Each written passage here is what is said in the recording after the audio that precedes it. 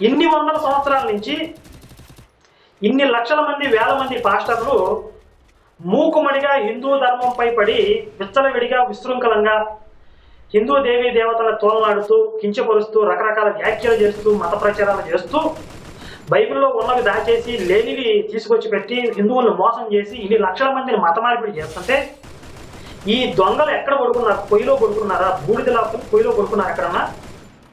ఇన్ని రోజుల నుంచి ఎందుకు రాలేదు బయటకు వీళ్ళు?